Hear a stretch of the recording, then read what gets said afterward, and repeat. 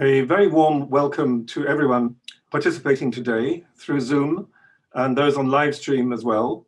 Thank you very much for joining this Chatham House webinar and panel discussion on Ethiopia's forthcoming elections and their context, their challenges, and longer-term prospects for pluralism. A particular welcome today to our four distinguished panelists, Madam Birtukan Mideksa, Head of the National Electoral Board of Ethiopia, Dr. Gediyon Timothevas, Attorney General, Federal Democratic Republic of Ethiopia, Professor Beyeni Petros, Chairman of the Ethiopian Social Democratic Party, and Professor Birhanu Nega, Chairman of the Ethiopian Citizens for Social Justice. Our panelists will be discussing the preparations for the polls, whether the federal government will be able to deliver secure, free and fair elections under the current conditions in the country, and some of the priority issues likely to be raised during the campaign. They will also reflect on the long-term trajectory of Ethiopia's democratic transition. The Africa program here at Chatham House serves as a center for independent policy-based debate and research on African politics and socio-economic change. We facilitate and engage governments, opposition parties, the private sector, civil society, and other institutions to have open and constructive debate on the most significant developments on the continent, hoping thereby to contribute to greater political accountability and more inclusive governance. Our aim is to provide a platform for a broad balance of perspectives on the key policy issues. So this will be the first of a series of events in Ethiopia, including further examination of the upcoming elections, as well as developments in Tigray and elsewhere. There will be other events beside today's, designed to ensure that perspectives of other parties and regions, including Oromia, are discussed. This is important, not least because of politicians currently being held in detention and of incidents of violence in other areas. The current context for elections is particularly sensitive because of the conflict in Tigray, which has created a dire security and humanitarian situation and continues to cause the international community serious concern because of lack of full access for humanitarian aid, with reports of serious human rights abuses and allegations of the involvement of Eritrean troops. There is also a lack of access for independent media to throw light on the situation. Next Wednesday, 10th of February, we will be hosting a webinar examining responses to the humanitarian situation in Tigray with Mark Lowcock, the UN Under Secretary General for Humanitarian Affairs and head of the Office for Coordination of Humanitarian Affairs, UN OCHA. And we encourage those wishing to register for the session to visit the events section of our website for more details. We're committed to ensuring scrutiny of the information and views that our speakers share at our events by providing an opportunity for our diverse and knowledgeable audiences to engage during the Q&A, the question and answer session, by posing questions. So we do hope you will pose questions. However, we kindly remind and ask all of our participants to respect our ground rules of constructive policy-based debate, again on a basis of mutual respect. And please say who you are and be as concise as possible to allow time for others to engage. The process for today is that all attendees will be muted during the presentations, but you will be able to use the raise hand function during the question and answer session in order to ask a question live. If selected, the Africa program team will enable you to unmute yourself and ask your question. Zoom participants may also submit written questions through the Q&A box throughout the Q&A session so that you can ask your question directly. Unfortunately, we are unable to take questions from participants joining through Facebook Live. Please accept our apologies for that. This meeting is on the record. This means that those present may use information from the meeting and may identify the speaker, speakers, or any other participant. However, filming and recording is not allowed without prior permission from Chatham House, but members of the audience are welcome and encouraged to tweet the event using the hashtag #CHAfrica. I'll introduce each speaker in turn with a short biography, and each speaker will have between 8 and 10 minutes to speak. I've asked the speakers very gently to kindly stick to time to allow us a good period thereafter for questions and answers. So without more ado, our first speaker today is Madam Birtukan Mideksa. She is the chairperson of the National Election Board of Ethiopia, appointed in November 2018 by the House of People's Representatives. She began her career in law as a judge at the 3rd District of the Federal High Court of Ethiopia. Birtukan stood as first vice president of the Coalition for Unity and Democracy during the 2005 elections, after which she was imprisoned and then released in 2007. She founded the Unity for Democracy and Justice Party in 2008, but was rearrested and imprisoned shortly afterwards. Upon her release in 2010, she moved to the US, where she was a fellow at the National Endowment for Democracy and a research fellow of the Scholars at Risk at Harvard University, before returning to Ethiopia in 2018. So, Madam Birtukan, you have the floor. Thank you very much for being with us today. Thank you, Mr. Moderator, for a kind introduction. I really appreciate that, the invitation I got from Chatham House, especially the African program. It's a wonderful opportunity for us to explain, what kind of electoral processes and reforms we are embarked on as a nation. As most of you know, this upcoming election, even though we are having it in Ethiopia as a 6th national election or general election, it's not just one of those elections. I don't want to get to details, but in our previous elections we had in Ethiopia, unfortunately, the election process didn't garner confidence from the public and from the major stakeholders. So this upcoming election is happening in a wider trajectory of reform in general, which is has been going on in the country, and also specifically on the electoral reform, which has been undergoing for the last about 2 years. So the reform started with a foundational, legal reform. So basically, we changed the election law. It was an overhaul of, laws and directives, I can say. So that was caused by my organization, which was the Electoral Commission. And the process was, very participatory. In that process, basically, we had a chance, especially the political parties had an opportunity, basics limitation in the pitfalls of the previous, legal framework. And I believe we had a chance to fix those, limitation of the law, which was major in a sense.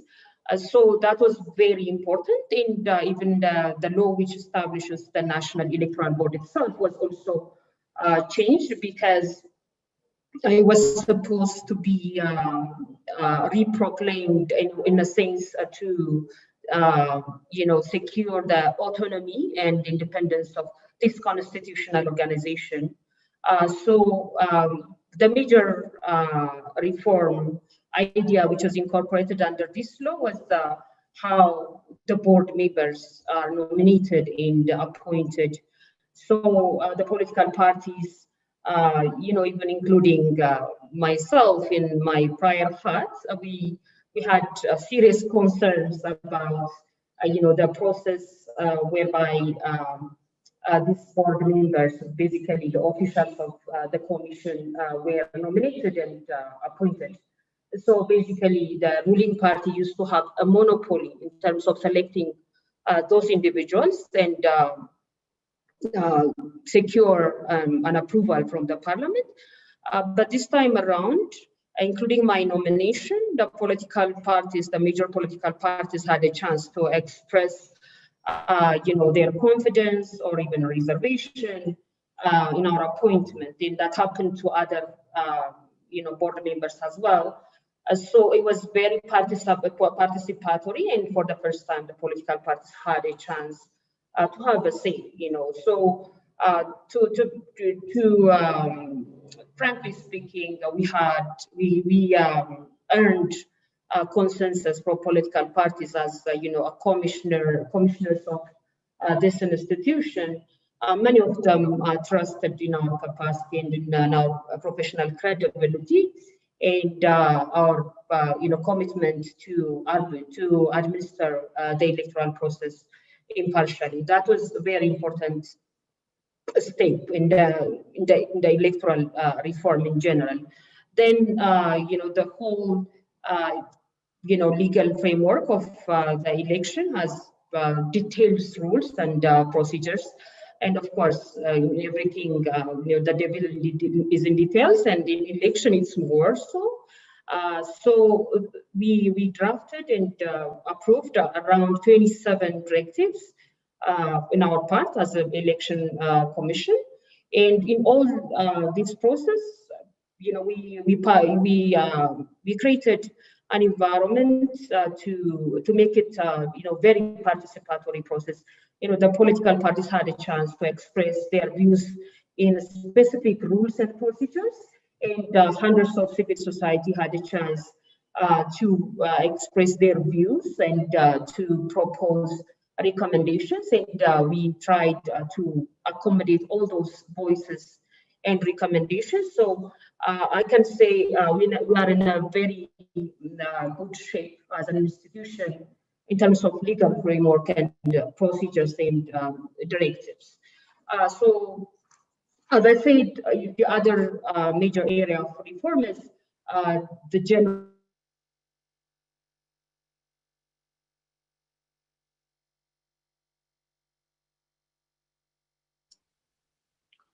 Madam Bertikan, I think your sound has gone off. If your connection's not very good, would you like to turn your video off and continue, perhaps?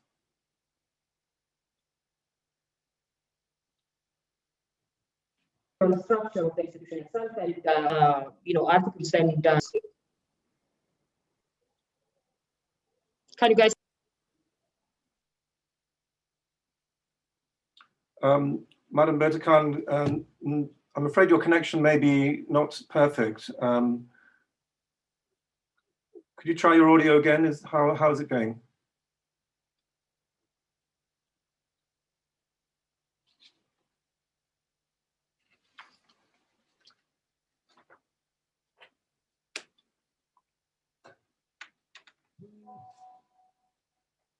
I think what we might do is to come back to Madam Bertikan, and meanwhile move on to our second speaker.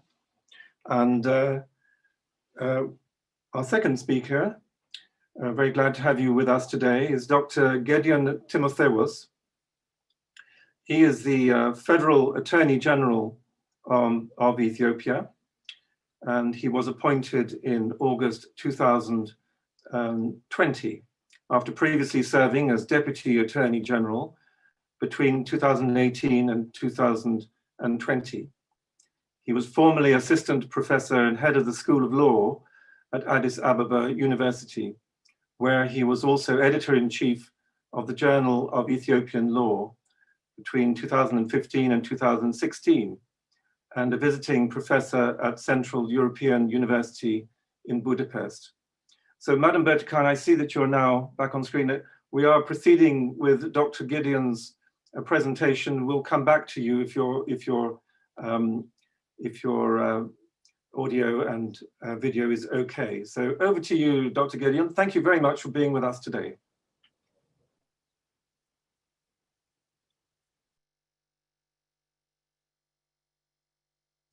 I think you'll want to unmute. Apologies. Saying thank you very much for hosting us and organizing this important platform.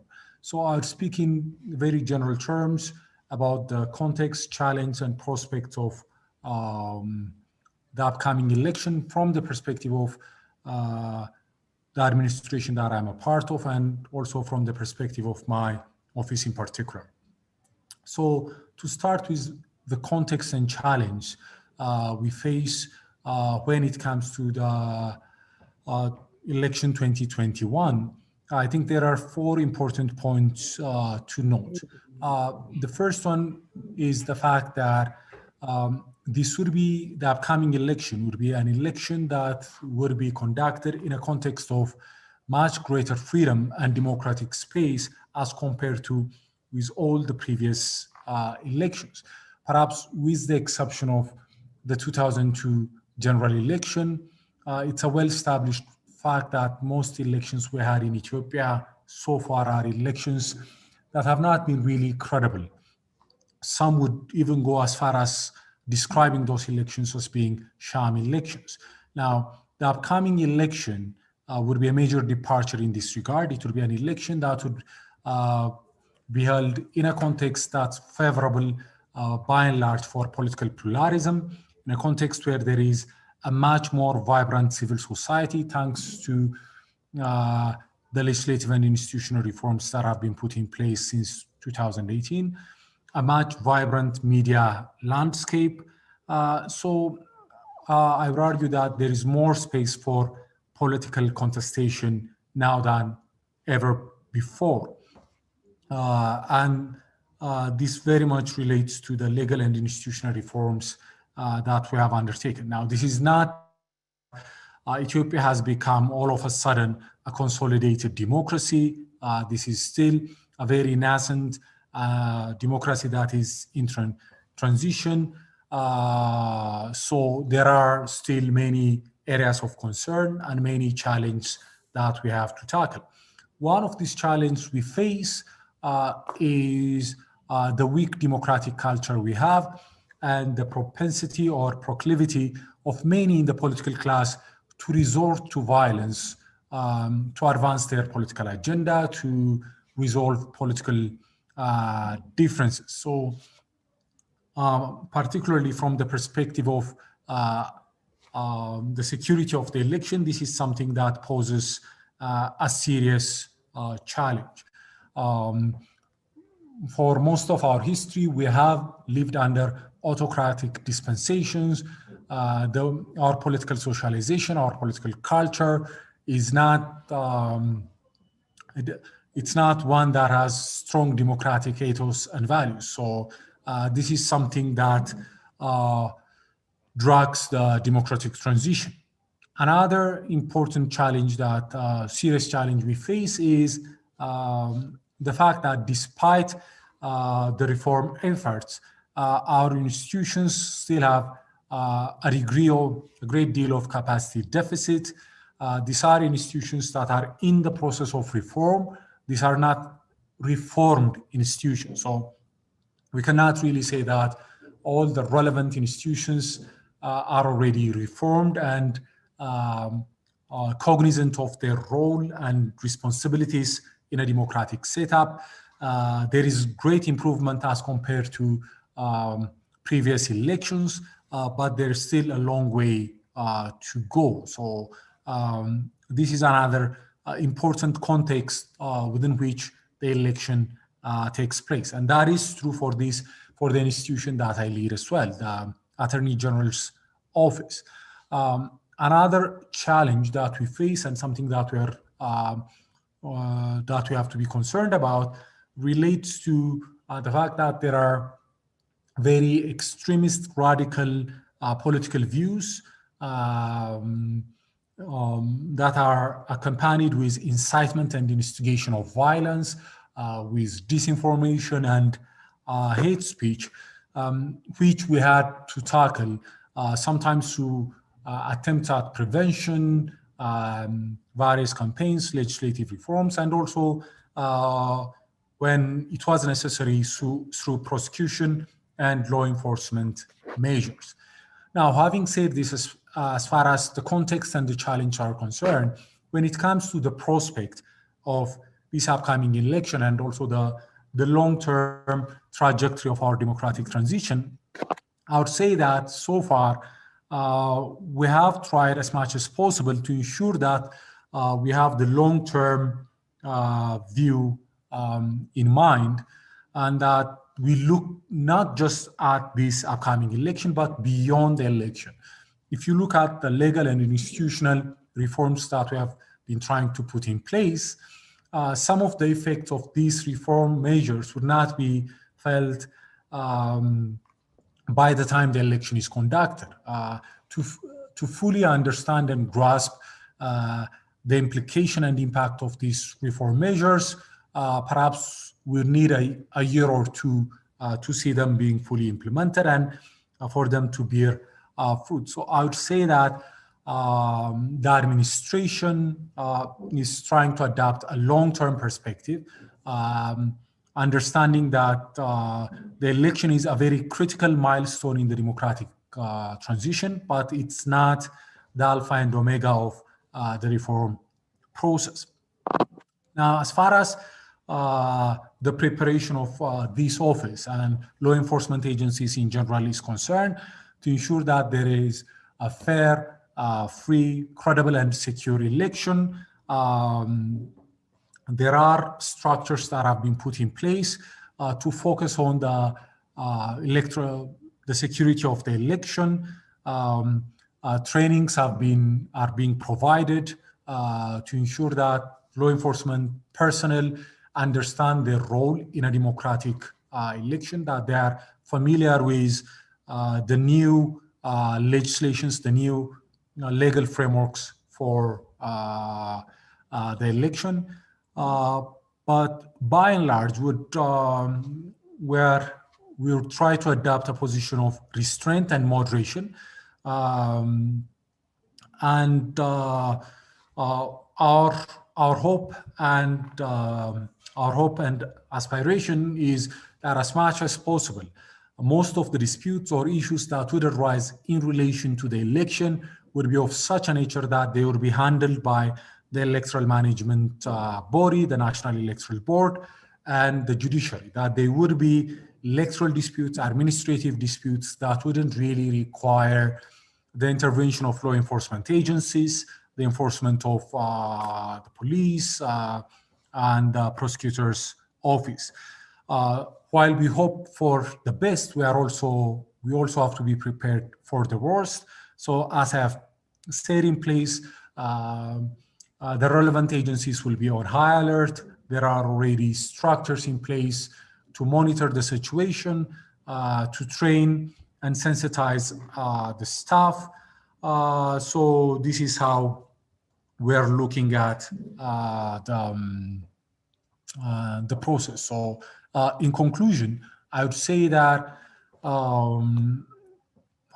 although we don't expect this to be a flawless election, we expect it to be by and large, by far, the most democratic election we have experienced so far. This is it from my side. I look forward to the Q&A, and that's it. Thanks very much for your attention. Thank you very much indeed, Attorney General. I'm going to just check with Madam Bertakan if her microphone is up to resuming her presentation at the moment. And if not, we'll perhaps ask Madam Bertakan to speak at the end of the list of the panel. And we'll go now to our third speaker, Professor Beyani Petrus. And thank you very much for being with us today. And Professor Beyani Petrus is the chairperson of the Ethiopian Social Democratic Party and the Deputy Director General of the Policy Study Institute. He was a member of the Ethiopian Parliament from 1991 to 1993 and 2000 to 2010, serving as Vice Minister of Education and also leading several opposition party coalitions. He has also been a professor in biomedical sciences at Addis Ababa University since 2005, authoring more than 120 scientific publications, as well as having served on multiple advisory bodies on public health, including as a member of the advisory board of the Ethiopian Public Health Association since 2010. Thank you very much again for being with us, and the floor is yours.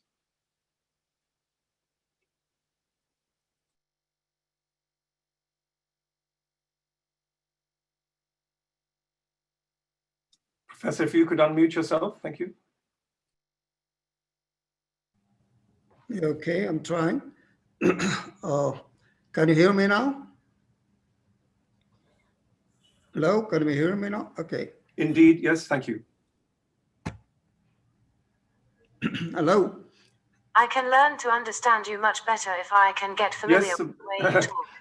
Professor, I need your permission we can to hear you help. okay. I can learn to understand you much better if I can get familiar with the way you talk. Hello. I need your Hello. permission to help. A slight glitch there, which I think comes from artificial intelligence.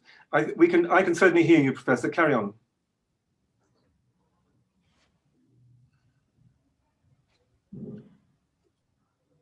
Can you please unmute yourself, Professor?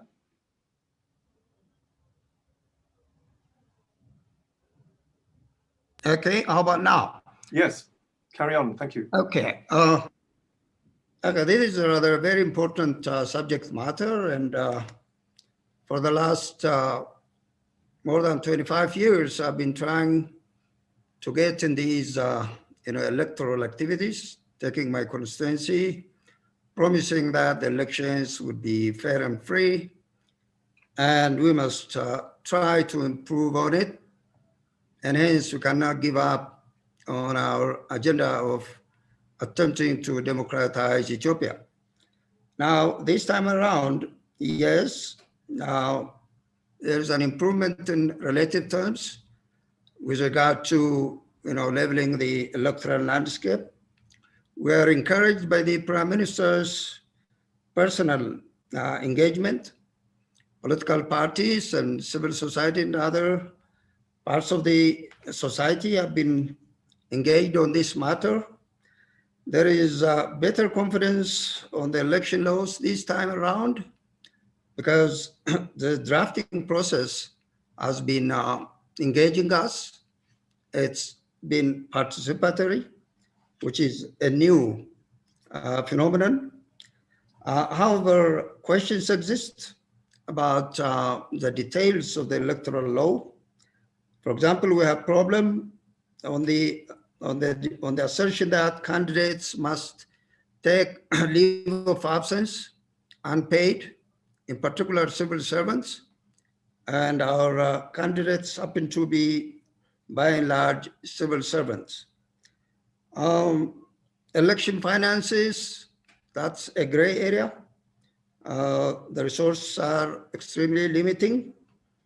We're not clear on the issue of government support and donor support, which I was used to negotiating over the last several election rounds.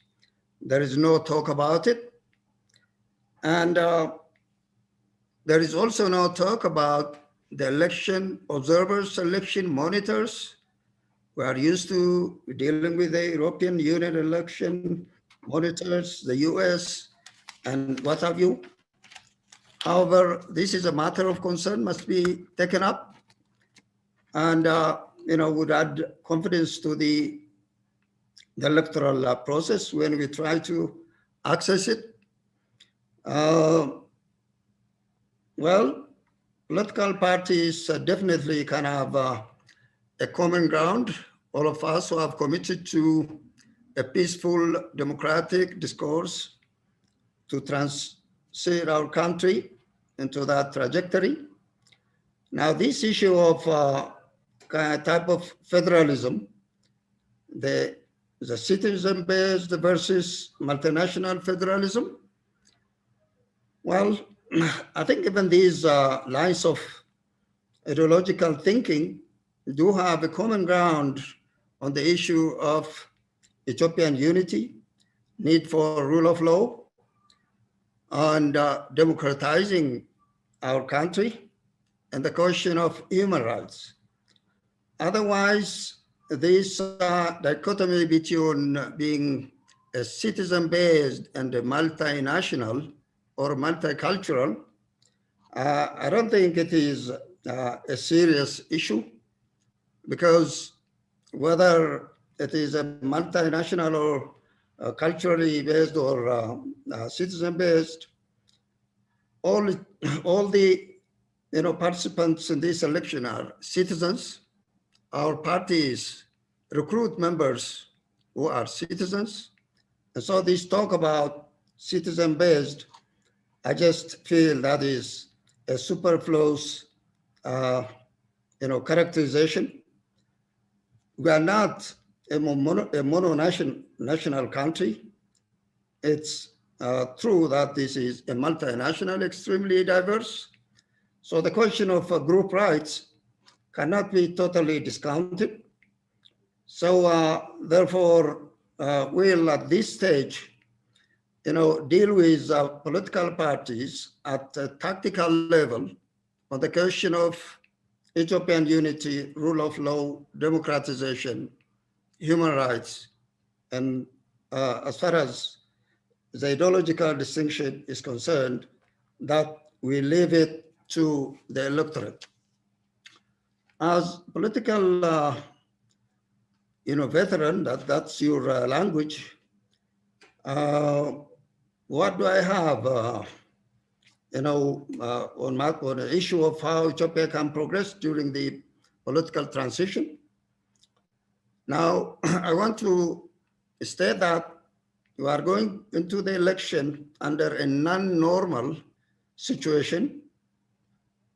This is because this election was postponed, the COVID-19 emergency, and the postponement has been controversial with extremely dire consequences, exemplified by the unfortunate, incidents in Tigray. So therefore, I propose that, after the election, the outcome of the election, parties definitely would have seats in the parliament. That's my prediction. Following that, all parties that have seats or won seats in the federal parliament must get together and address the way forward. And I propose that government of national unity must be formed. And the next 5 years should be a period of national dialogue extensively, where elite dialogue in particular must take the front line. This should be the period of constitutional amendment with the federal parliament and also hopefully properly constituted House of Federations, which do have a role in constitutional amendment. And I propose that all of us accept constitutional amendment vis-a-vis starting from the scratch, that is, rewriting the Constitution. So therefore, through this process, I hope the democratic playing field will be leveled, and competitive elections on plain democratic field will be held the next 5 years. Otherwise, see, my sincere theories, and from our experience following the 2005 election, the post-election, instability in the nation cannot be discounted, cannot be ruled out. There are so many fringe political, persuasions which was touched upon by the the earlier speaker. We want to avoid that by holding all together, all competent political parties that have won seats in the parliament must be, brought together and seek solution on a long-lasting manner, rather than expect to win the election and, play with a 50+1 winners take all kind of exercise that has been wrongly put in place over the last close to 25 years. Thank you very much. Thank you very much, Professor. And I think I'll just ask Madam Bertakan again. Are you now able to resume your presentation, Madam Bertakan? If you unmute yourself, thank you. Yes, I do. Can you guys hear me now? Yes, I can. And we've had some interesting presentations, including on questions which maybe you were going to cover in your presentation yourself, the question of observers, whether there will be international observers, question of level playing field, and indeed the general security situation, whether it's adequate for free and fair elections in June. So over to you, and I hope that the connection holds for you. Thank you. Thank you. Apologies for the inconvenience. My connection seems unstable and not reliable, but fortunately, we are ready at NEBE to have more reliable connectivity at our constituency office level. We established virtual private network just for National Electoral Board of Ethiopia. So we got to deal with all kinds of challenges in the country when it comes to logistics and operations, and we are working hard to work around all those challenges. To get back to my presentation, can anyone give me like a signal that you guys can hear me? Because it's not very good, I have to say. But we're getting the odd word. Let me try. Oh, I'm sorry about this. How about now? Is that better? That is better, yes.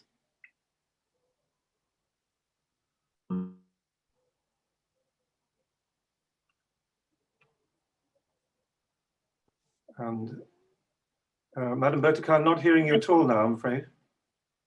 How about now, sir? Yes, I can hear you now. Thank you. Okay, so just to make a basis of my time, let me cover maybe the engagement of my organization with civil society organizations. And so basically, we are working hard to have a good number of civil society organizations, especially local ones, in observation and civic education. So we are engaging about 300 organizations.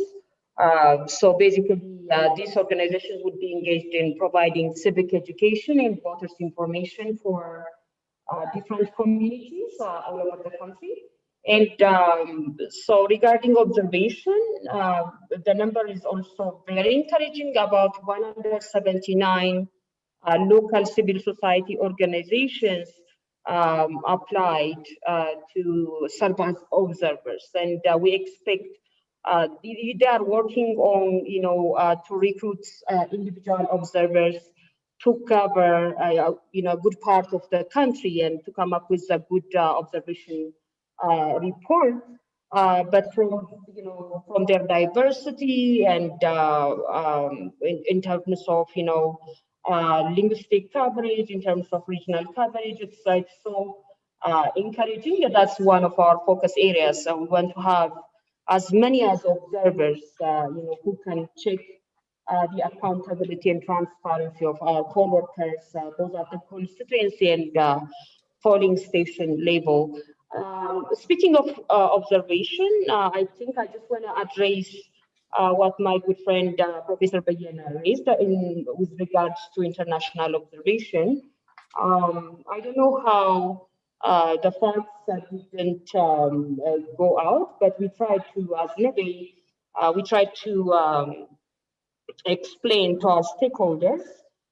It's not up to NEBE or National Election Commission to invite international observers, but we would like to have, international observers so that we can get, assessment and their, reports in comparison with, accepted international standards. The good thing is the Ethiopian government already invited the US government and the European Union to take part as observers in this process. Unfortunately, this happened last year, and we were ready and we are working with them to have them on board. But this COVID interrupted a lot of things for us.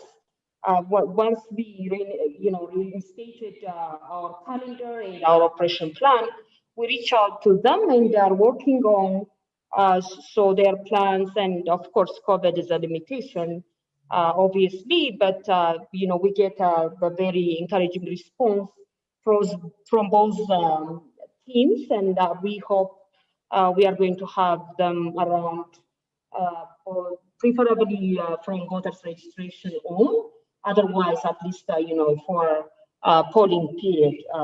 So that's where we stand regarding observation. So just to say a couple of things about readiness for the upcoming election, to highlight on the core dates when it comes to the electoral processes. Basically, we will be starting registering candidates, both for the most part for political parties, but independent candidates are also expected to register. That would start on February 15, and we'll have it like for about 13 days.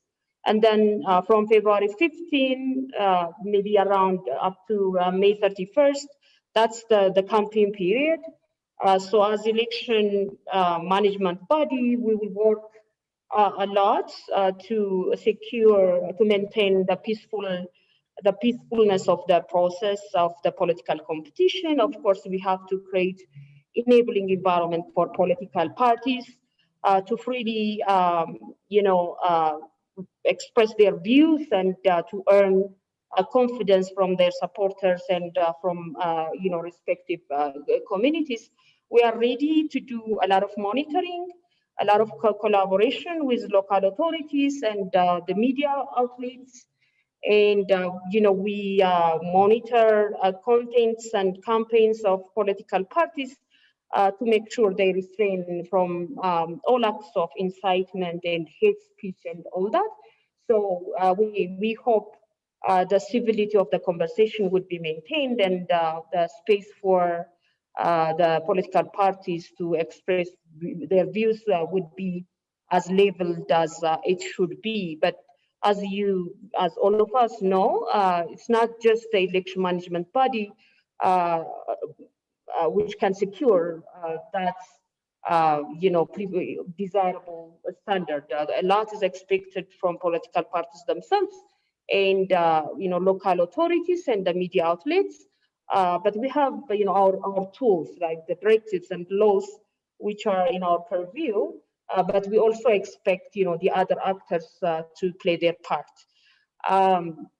So the other important basically key dates is starting from March 1st, and it lasts for 1 month, and that is with regards to voters registration.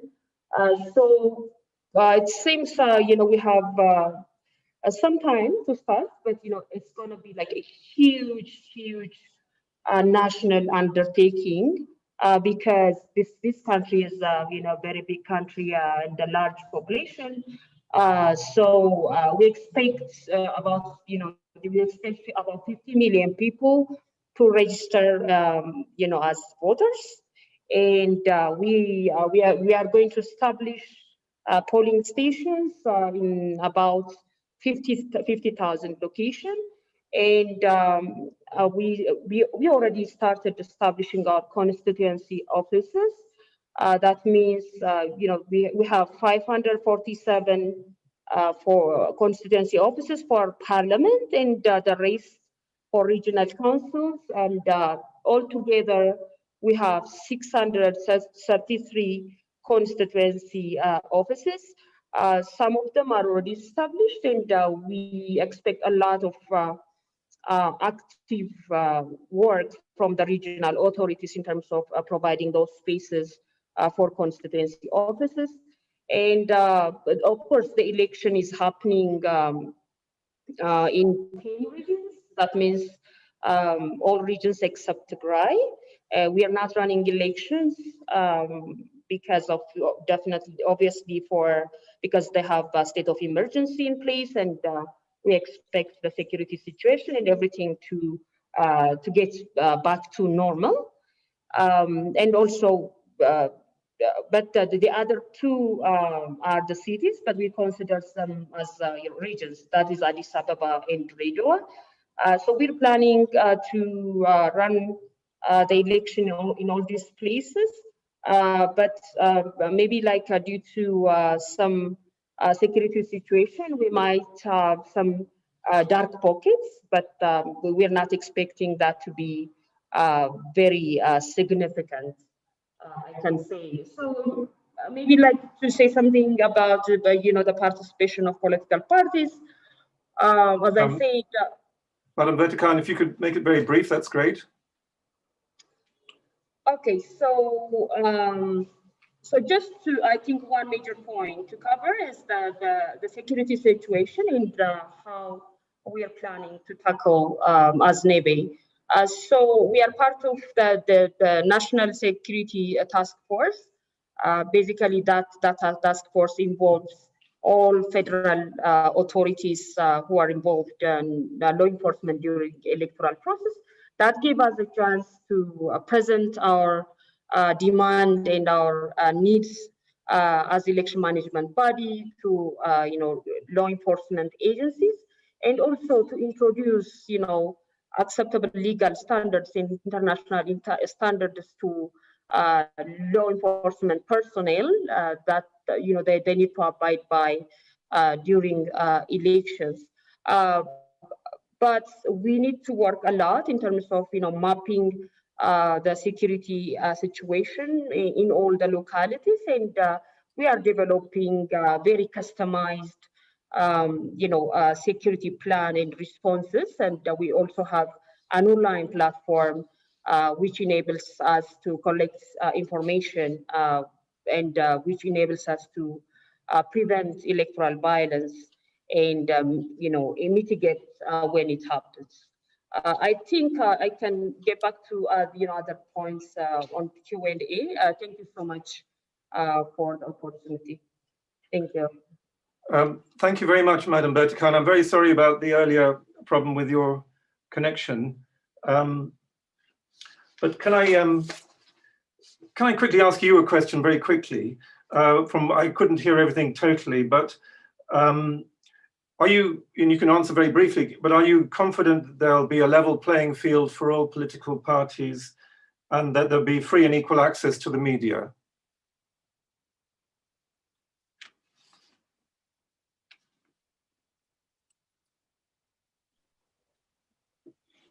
Madam Bertakan? Yes. Can you hear me now? Sorry. Yes, yes. Okay. Very briefly. That is your question. I really apologize about this. Mm-hmm. Would you please repeat your question?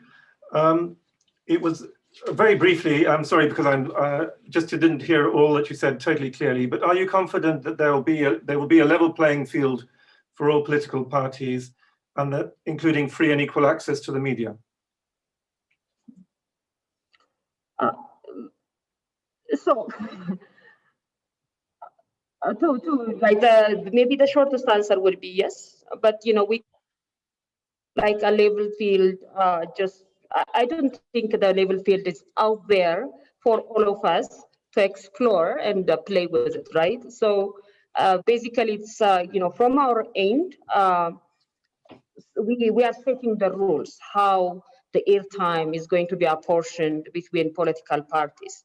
So that's going to be based on the number of candidates they place, based on the female candidates they place, and probably how many people with disability they have as candidates. All those would be part of the rules, and we tabled that directive, and everybody was participating, including the political parties. I think that's when it comes to the access to media. But also access to public facilities.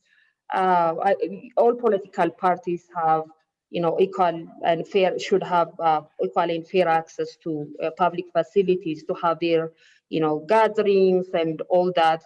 So we also have, some regulation in place, and we are establishing our method to enforce that. So, but that requires us to engage all kinds of actors at the local level, at the federal level, and we expect a lot of compliance and commitment from the government. And so when it comes to enforcement, we can't control all these actors all over the country, but we have at this during this round of election, we have multiple of actors. That is, political parties, they have representatives, observers, and the media people themselves, based on the information we gather from them, and based on the outlets, the multiple media outlets we are enjoying currently. When we utilize all this, and when we have participation of all these actors, including the civil society, I think we can do a lot much better in terms of labeling the field together. But I couldn't assure you, oh, it's out there and it's labeled for everybody. No, we are going to work together, and we will make it labeled. But from NEBE side, we did all the preparation when it comes to the rules and the regulations and the processes and the procedures, and we are committed to make the opportunity fair to everybody and to make the field labeled to every actor. Thank you. Thank you very much, Madam Betkam. We now come to our final speaker today, Professor Birhanu Nega. And thank you very much for being with us today. Professor Nega is the leader of the Ethiopian Citizens for Social Justice Party, EZEMA. He has had a long political and academic career in Ethiopia and the United States, including as president of the Ethiopian Economic Association between 1996 and 2000, and co-founder and head of the Ethiopian Economic Policy Research Institute.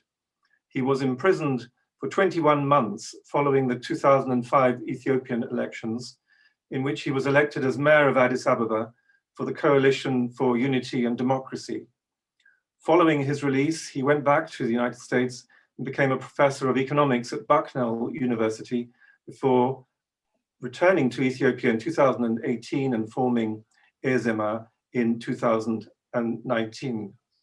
So, Professor Birhanu Nega, the floor is yours. Thank you very much.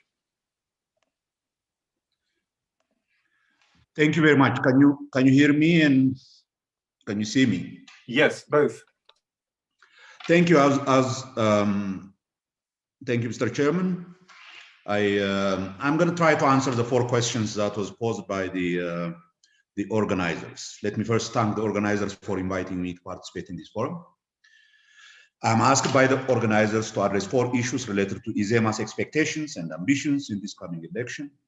But by way of introduction, let me say a few words about the larger global context in which we are trying to establish a meaningful democratic dispensation for the first time in our country before I get to those issues. I'm sure you know full well that this is not a very conducive global environment for initiating a democratic political order in our world.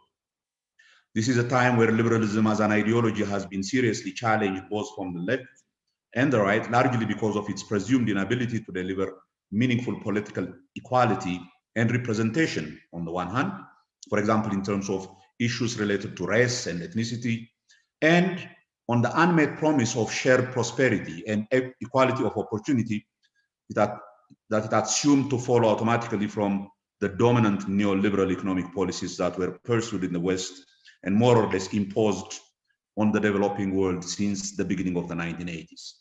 This has largely alienated the working class in the West, as income and wealth inequality has skyrocketed during this period and drove working people to tribal, even fascistic politics in the West. It's also a period of social media dominance where unfiltered stories, mostly sensational and truthful, have a very large sway on the minds of the population to a point where truth and reasoned discourse have become increasingly difficult in our public life. This is a very difficult environment for an ideology such as liberalism that, at least in theory, relies on reasoned discussion to guide public life. Look at what is going on in the US and in the UK and the quality of public discourse in the past 4 years or so in the countries that were once considered the stalwarts of liberal democratic governance that others were supposed to emulate. As a Yale historian, Timothy Snyder intimated, the post-truth world that we currently live in is a pre-fascist world. The old assumption about the twin values of freedom and prosperity, unfortunately, they erroneously measured by economic growth, that has fueled the dominance of liberalism in the past, is now seriously challenged by rapid economic growth in authoritarian countries such as China, which has become a convenient example for authoritarian regimes in developing countries to decouple liberty and prosperity. The foreign policy of the West, largely informed by the realist school, which insists on the primacy of economic liberalism at the expense of political and individual liberty, has also significantly degraded liberal ideologies' value as intellectuals in developing countries associated such policies as manifestations of Western hypocrisy. In other words, the dominance of liberalism as a source of soft power is largely spent. Noah Hariri goes even further and suggests that the last of the three ideologies that dominated our world in the 19th and 20th centuries, liberalism, is dead, and our world is currently without any organizing ideology. It is in this difficult global environment that we still insist on the importance of liberal democratic politics in Ethiopia as only, with all the difficulties, mechanism to push our country towards a stable political order that is a necessary condition for addressing the accumulated economic and social problems that we must solve urgently. With this broad introduction, I will now quickly address the 4 questions posed by the organizers. The first one asks about the ambitions of IZEMA in the 2021 election. IZEMA's most important ambition at this stage is not centered around IZEMA per se. Our ambition is to ensure a free and fair and credible election for the first time in our country's history. While ensuring that the process works and works well is largely the responsibility of the government, ensuring security, avoiding all kinds of harassment of opposition candidates, especially in the regions, etc., as well as the proper and independent functioning of election-related institutions, such as NEBE, the judiciary, the Attorney General's office, the Human Rights Commission, security apparatus, etc. We as opposition parties also have a significant role in ensuring that we play by the established rules and will not be cause for any kind of disturbance by cynically using the election platform for sowing discord within the community. If we can all do our part and ensure a really meaningful and credible election, we believe we all win in the long run, irrespective of who actually won this particular election. Sure, we'll play to win, and we'll work hard to win in this election. But we want to win by the strength of our vision and the policy positions we espouse, not by whipping emotions and false narratives. We know this is a very sensitive transition period that we should tread very carefully with an eye on the long-term systemic issues than the short-term victory. The second issue relates to what we think would be the key debates and issues framing this election. There are so many unresolved issues in our national life that this election will not be short of issues to debate. That is partly why I hope this election will be a meaningful battle of ideas on these issues than the usual debasement of ideas by way of smearing opponents on falsehoods and conspiracy theories to garner emotional support. In this election, there are both long-term issues related to the nature of the political community and its future legal and institutional posture, as well as short-term issues that determine the immediate future in political, economic, and social terms. These include, for example, the nature of the constitution and the kinds of changes that it needs to ensure a stable political community. Example, what kind of federalism, what kind of political system, parliamentary or presidential, the nature of the civil service, the politics of ethnicity versus the politics of citizenship within a broad democratic framework, etc. And lots of short-term policy-related issues dealing with the economy, as well as urgent social issues that need to be addressed, such as issues related to corruption and maladministration, education and health policy, food security and agricultural transformation, unemployment in general, and youth unemployment in particular, macroeconomic stability, glaring inequality, issues related to land policy and urban development, etc. We in ISEMA are preparing some 42 policy positions on a range of topics to put forward in this particular debate in the coming election. The third question relates to whether the politics of citizenship versus multicultural ideologies are going to be at the heart of this debate. As I said earlier, it sure is going to be one of the long-term issues we have to address that defines the future of our political community. I believe the debate will start in this election. I understand this can be an emotional issue for some, but it has to be debated rationally and with an eye to trying to understand the concerns of the other side of the debate to ensure that these topics are addressed within a clear understanding of the democratic agenda and the principles enshrined in it. What is critical is the degree to which all sides to the debate play by the rules of the democratic game than resort to violence to achieve their desired goals. I do believe linguistic and cultural concerns, as well as the desire to self-governance, can be addressed reasonably well within a well-functioning democratic dispensation without resorting to identity-based politics, whether on the basis of ethnicity or religion or any other marker. Our failed experiment with identity politics for the past 30 years and the various conflicts that it has engendered since then, but particularly in the past 3 years, should be a painful lesson for all of us to learn from.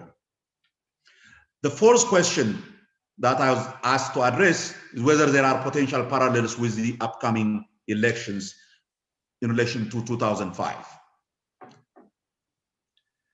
2005 was a lost opportunity for our country. It failed because of the hubris of the then Prime Minister Mellis, as well as the inability of the whole ruling party, EPRDF, to accept defeat on the ballot box, as well as the support that the Mellis regime got from the West for its troubles of forcefully squashing the democratic aspirations of the people. Maybe they thought we were not ready for democracy yet. In any case, this partly emanates from the difficulty, nay, the impossibility of an ethnic-based minority government to stay in power legitimately through the democratic process. In 2005, Mellis and his group decided that democracy will not work if they are to stay in power. They decided that force and intimidation is the only way to stay in power and use this power to unduly benefit from the resources of a large multinational country. Unfortunately, that can only be a short-term proposition, as we can see now. Eventually, a violent, humiliating end is the final fate of such a system. I hope the Abiy government learns from these historic mistakes. That and the mistaken premise that the West will side with democracies, the fatal mistake that the opposition made in 2005, as a matter of principle, are the key lessons of 2005 in my view. Let me conclude by saying a few words to my compatriots. As messy as democracy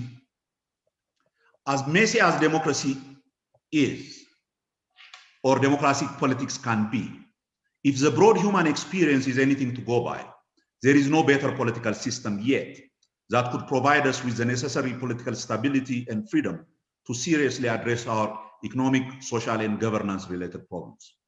In my lifetime, we have seen the problems of unbridled power with the monarchy, the horrors of left-wing dictatorship with the Derg, and the divisive, brutal, and corrupt dictatorship that comes with ethnic politics with TPLF. None of these systems obviously work for peace, stability, and prosperity and met a tragic end. This is our chance to turn the page and move towards a more accountable, fair, and equitable democratic governance. We are not going to get there if we think this is some kind of Western project that will be delivered by the good graces of the West. We have observed where the values of Western governments lie when the choice is between power and principle in 2005. This time around, we should take this as our own project, a system that we need, irrespective of the ideological turmoil that we see in the West, for our stability and eventually for an equitable prosperity that balances the issue of equity and efficiency. We need to strive for a principled unity that comes from a deep understanding that we are equal citizens that live in a multi-religious, multicultural society. We have fought and won again against foreign aggression and imposed tyranny in the past as a united people, only to succumb to all kinds of domestically motivated tyranny. It is time to unite again to form a truly free society that treats each one of us as equal citizens. Thank you, Mr. Chairman. Thank you very much, Professor Nega. Well, that concludes the presentations in this panel. So thank you very much. We'll now move to the Q&A session, questions and answers. As we had some technical and other small difficulties in the first part of our meeting today, with your permission and the audience's permission, we'll extend the meeting by 10 minutes, if that's okay with the speakers, to allow half an hour of questions. And again, in the interest of time, I will pick out the first 3 questions, if I may. And I've got one from Dr. Solomon Afewerk for Madam Bertukan. Madam Bertukan, is your microphone okay? I'll read the question out. Given the current environment where activities favor the ruling party, how certain would you say you are the upcoming election will be free, fair, and supportive of each and every candidate to the same level? Over to you, Madam Bertukan. Thank you. I think the problem of incumbency is a problem even for established democracies. So in our case, so state and ruling party has been one in the same for how many decades?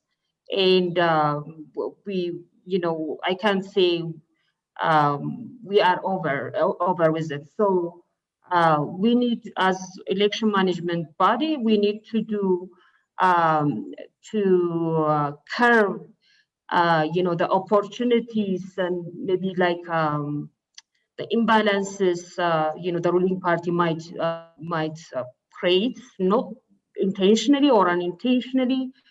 So as I said, I think the most important thing to do as election management bodies to put a different set of rules, which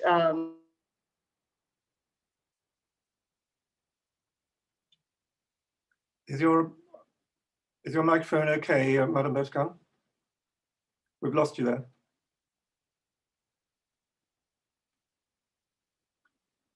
Okay, unfortunate connection problem again. We'll perhaps move on to the second question, which is from Hassan Mousse for the Attorney General. Do you think that the transition is on the right track, given that many opposition political leaders are jailed and a trial being carried out by your office? Is the release of political prisoners not a precondition for the election to meet minimum standards of a democratic process? Over to you, sir. Okay, thank you very much. So I would say that there are ups and downs, but the transition is still on the right track because we're still on course. There is still commitment both from the side of the opposition and the government to see this project through. So despite the challenge, despite the ups and downs, I would say that there is cause for to be optimistic about the long-term perspective of the democratic transition. As far as opposition leaders who are in detention are concerned, I wouldn't say that many opposition leaders are in detention. Most opposition political figures, leaders of opposition political parties are still getting ready to contest for power in a situation that would have been inconceivable, unimaginable a few years ago. Political parties like the OLF, the ONLF, people who are associated with Gimbo Sabat, political groups that were totally outlawed are now getting ready to contest for the election. I would say that enforcing the law against those who incite and instigate violence against innocent civilians is a necessary precondition for democratic elections. If we were to say that opposition political leaders or opposition political leaders within the incumbent would enjoy some sort of immunity and impunity, that would be a recipe for disaster, and that will be sure to undermine the democratic transition. Thank you. Thank you very much. And the third question to pose is from Mutoni Wanyeki of the OSF. And the question goes, Tigray will not be taking part in the elections. What are the mid to long-term plans for enabling Tagaru and others living there to exercise their franchise? How has the continued lack of communication and humanitarian access to all parts of Tigray and the continued military operations there affected the public appetite for debate on the elections in other parts of the country? And again, if I may, I'll put that question to you first, Dr. Gediyon Timothevas.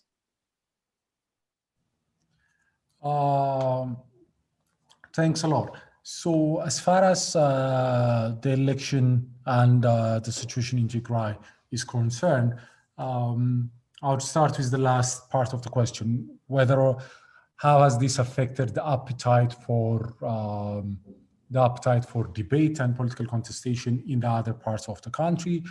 I wouldn't say that it has affected it that much. TPLF is an organization that is very unpopular in most parts of the country. The demise of TPLF is something that is widely welcomed. And if anything, I would say that it enhances the appetite for debate and dialogue in most parts of the country. Having said that, it is unfortunate that the election cannot be organized in Tigray right now due to the security situation there and the fact that there is a state of emergency in the regional state. There is precedent previously wherein one particular region held a delayed election, but at the end of the day, the House of People's Representatives has 550 seats, and the total number of seats in Tigray is 38. So in terms of the operation of the House, if the election is held 2 or 3 months behind the rest of the country, I don't think it would cause serious difficulty in operating the House. But Having said that, the government has done its level best to ensure that communication and other infrastructure destroyed by the TPLF is restored.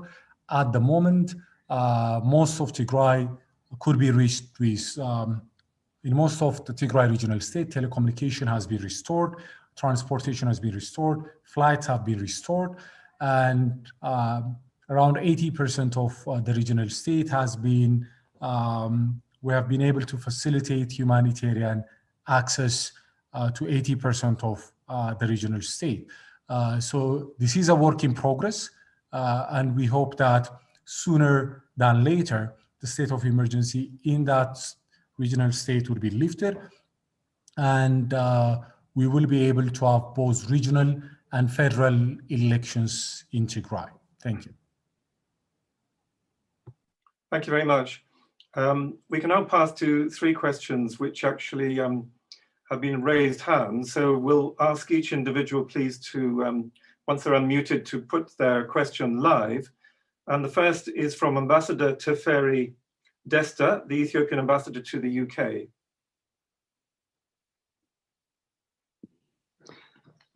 Thank you, Chair. I would like to start by expressing my gratitude to the distinguished panelists for their insights and to thank Chatham House for organizing this important and timely platform for debate as we approach the start of election season in Ethiopia. As echoed by the panelists earlier, the context currently surrounding this historic election itself represents a critical juncture in the modern history of Ethiopia, a moment for this generation of Ethiopians to define the realities of the next. Naturally, the expectations are high, and rightly so. The sacrifices that heralded in the Ethiopian spring of 2018 demanded as much. Young people bled and died for the promise of a reformed society, an Ethiopia that would transition away from exclusionary oligarchy to participatory democracy. This promise and the transition that it has birthed is too critical to be left unrealized. The government knows as much. There is no going back. Your Excellency, do you have a question specifically you want to pose to the panel? I'm just making a remark. I see. Shall I continue? By all means, but I think it'd be useful to get a Q&A going. If you could pose a question to whichever member of the panel, that'd be great. I'm just trying to reflect on the preparation of my government's position on the coming election. And I just want to express my remark. I have no question. Okay. Well, Your Excellency, thank you very much indeed. Much appreciated. The second question is from Ambassador Alistair MacPhail, UK Ambassador to Ethiopia. If you could put your question live, thank you.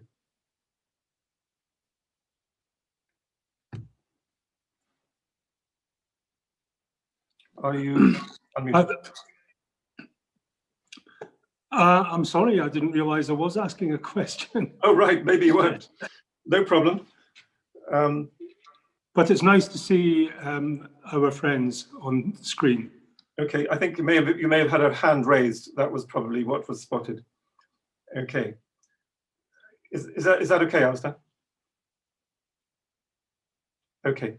We'll move to the third question from Ali Verji, Senior Advisor, I believe, at the US Institute of Peace.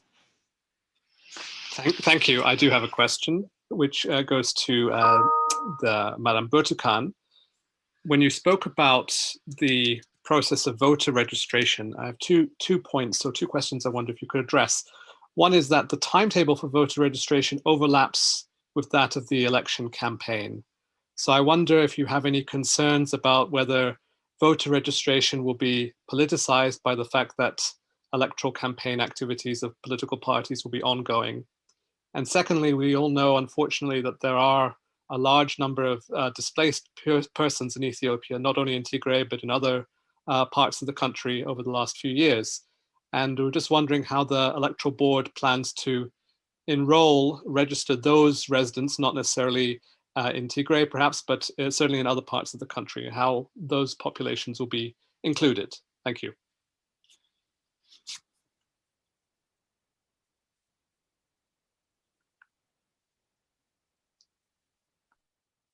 Madam Bertukan? Yes, can you hear me? Yes. Okay. Thank you, Ali, for your question. The fact that the period of voters registration overlaps with election campaign, I think that would create an opportunity for political parties, to motivate their supporters and members to go and register. That's, in prior experience, the voters might feel like in previous elections, that's what I wanted to say, the regular voters might feel like, they don't have the option they need and available. So they may not vote, and then when the campaign period starts, when they see the debate, they would feel like, oh, this is the party I should go for, but they are not registered, so opportunity lost. But this time around, we are registering the candidates and the political parties ahead of voters registration. By the way, for your information, we have 53 political parties accredited by the National Electoral Board. All 53 of them, they already selected their symbol for the election. It's very encouraging participation. Nobody is out of the process so far. And then we will start the candidate registration and then the campaign. As I said, it could serve as an opportunity to motivate voters and to get their cards and get registered, because the polling day is in June.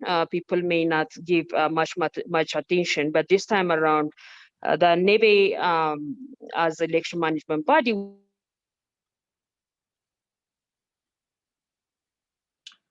Madam Bertukan, I'm afraid your mic went again. Will be engaged in a very huge, voters information, and at the same time, the political parties would have a chance to motivate people. Bob, can Yes, Madam Bertukan, I think we slightly got a problem again on your line, so we'll move on. Thank you for answering those questions. And we've got a further question here, which I'll read out. Sorry, I'm back, I guess. Sorry, I have one more opportunity. I'm very sorry about your line, but thank you. We'll move on to another question from Anthony Morris. Question for Professor Beyeni Petros. Okay. Yes, sorry about that, Madam Bertukan. Question for Beyeni Petros. You speak about the need for inclusive participatory dialogue over the next 5 years. Do you think there is any chance that the upcoming elections can proceed peacefully if this dialogue has not yet begun? Professor Beyeni, are you there? Can you hear me? Yes. Yeah, okay. Well, this the dialogue process, as I see it, is going to take a long period of time. It's not one or a few successive debate sessions and what have you. So we just cannot postpone an election on the account of that there has not been a successful national dialogue. Now, this is a continuous process, and a duly elected government, which is an inclusive one, would be better placed, to accommodate the necessary settings for such national dialogue to continue. We do see some signs of such endeavor currently, but I'm talking about, a dialogue that would go down to the grassroots, inclusive, not only, focused around major populations.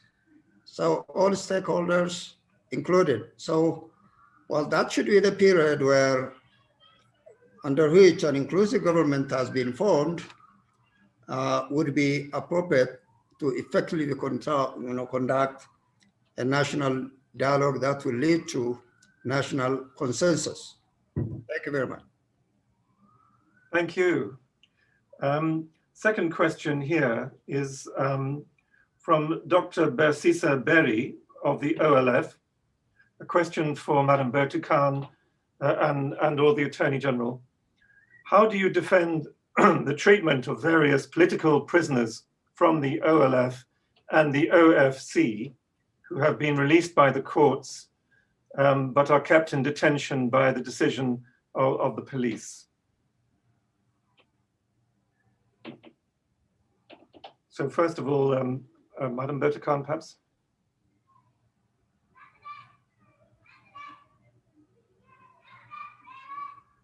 Or Dr. Gediyon Timothevas, would you be able to answer that, please? I would start with the factual premise of the question. As far as the Federal Attorney General's office is concerned, there are no such cases. All the individuals that are in detention while their trial is going on are detained with the authorization of a court of law. So if there are any specific individuals within our jurisdiction, within the mandate of the federal prosecutors that are in detention without court order or without court sanction, if those complaints are brought to us, we'll be more than happy to address those. Thank you very much. I have a couple of questions now which actually come from Chatham House's Common Futures Conversations project. And this uses a bespoke online platform for young people in Africa and in Europe to share perspectives on key global issues and to engage with policymakers like the distinguished panel here. Many of these young people are watching today, including some of our 5 members from Ethiopia. So the first question is from Clinton Nchang Cho, comes from Cameroon. What does Ethiopia's election mean for wider stability in the region? It's not clear exactly who that would be directed to. So I start with you, Professor Nega.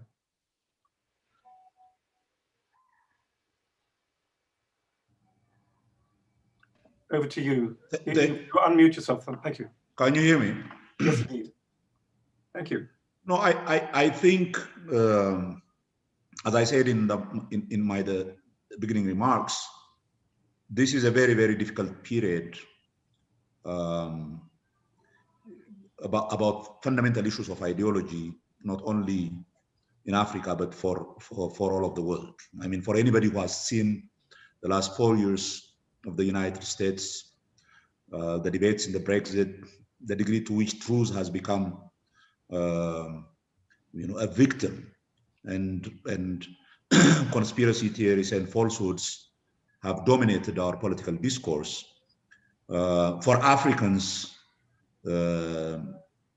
I think it is very important that we realize democratization is not some kind of unique feature of the West. This is a mechanism of governance that provides stability over the long run. For Africa, I personally don't believe there is any other option in terms of political democracy than democratic politics. And the Horn of Africa, as you know, has been one of the most difficult periods, probably the last holdout in terms of democratization. And if the second largest population in Africa can turn the page and establish meaningful, not just this commonly used, largely useless elections that we see every so often in most African countries, but a real genuine commitment to the underlying principles of democratic dispensation.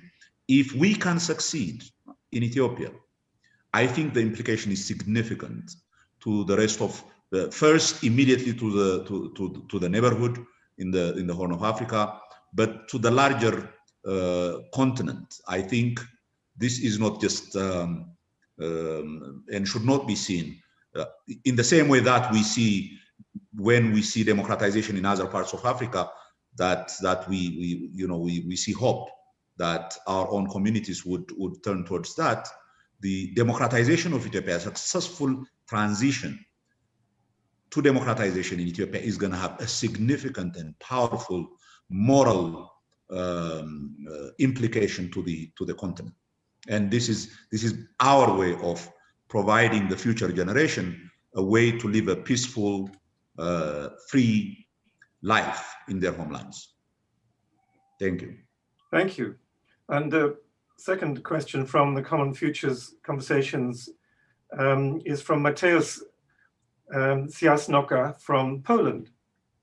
And I'll address this to you, Professor Bieni-Petros. What needs to be done in order for the elections to help to unify and promote healing and reconciliation among the Ethiopian people rather than to deepen divides? The answer to this question lies on the confidence that needs to be established on the outcome of the election.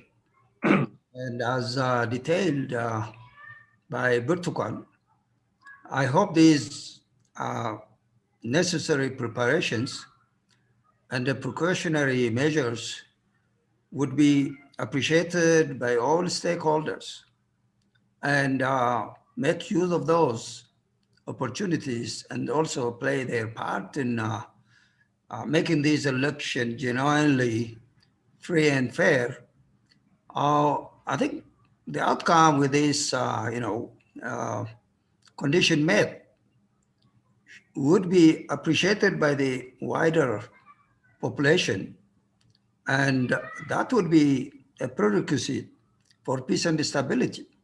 So I think I just want to underline the election that we will be conducting must garner confidence of the majority of the population. And that would be the starting point for peace and stability in Ethiopia. And it would be a good example for the rest of Africa in particular. Thank you. Thank you. I'm finished. Thank you. So we're coming to our last 5 minutes. I very much want to bring in again His Excellency the Ethiopian Ambassador in London to perhaps have the final word. We've got about 5 minutes, but before that, if I may, I'd like to go to Jiregna Terfa, a student with Alice Salomon University of Applied Science, who is able to, I think, to ask a question live.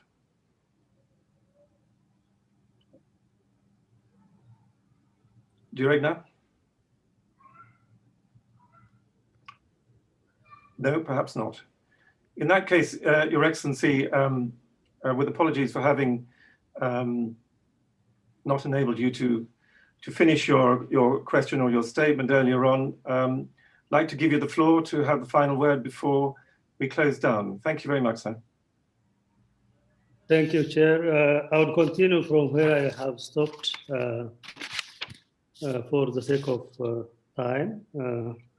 I have mentioned that the government is ready and there is no going back on ensuring the coming election would be fair, free, credible, and secure. Though the detractors and cynics breathe life into the lungs of the voice of a bygone era, this transition is not easily dispelled. It grew out of decades of frustration and grievance, stifled voices and resentment, chronism, and unfulfilled hopes. It has deep roots in the hearts of every Ethiopian. Our hopes for our children and the promise we make them today about the country they will inherit. However, we must acknowledge the challenges that persist. For one, the pandemic remains, locusts as well. So too, with the vestiges of those disposed forces bent on returning to power by any and all means, as seen more recently in the case of Tigray and Benishangul Gumuz, these short-sighted perverts of chaos are prepared to sacrifice the nation to advance their narrow interests. That's why, as the election looms, the government will continue to prioritize the safety and security of its citizens across the country. By ensuring law and order in all regions of Ethiopia, the government will uphold its duty to establish the peace necessary for a secure pre- and post-election environment. Alongside these activities, the government, together with its partners, will ensure that the election board receives all the support it requires to fulfill its constitutional mandate. Furthermore, the government will continue to facilitate the uninterrupted dialogue between political parties ahead of polling day to build greater trust, communication, and a common understanding between the competitors. We also call on our partners in the international community, including here in the UK, to stand in solidarity with us in the challenges to come. As we all know, Ethiopia is a regional anchor with delicate transitions ongoing in Sudan, Somalia, and South Sudan. It's vital that our own transition and the upcoming elections succeed, serving as an inspiration and a beacon to the ongoing reforms in those countries. Notwithstanding the current challenges we face, I remain confident that the Ethiopia that lies on the horizon is one of hope. It's now up to Ethiopians up and down the country, from Aksum to Moyale, Jijiga to Gambela, to capture this moment, to grasp this opportunity, and to chart out a better present to hand over to future generations. I thank you, Mr. Chair. Thank you, Your Excellency. We've come to the end, unfortunately, of our allocated time. I'm really grateful to everyone for agreeing to extend our session today by a few minutes.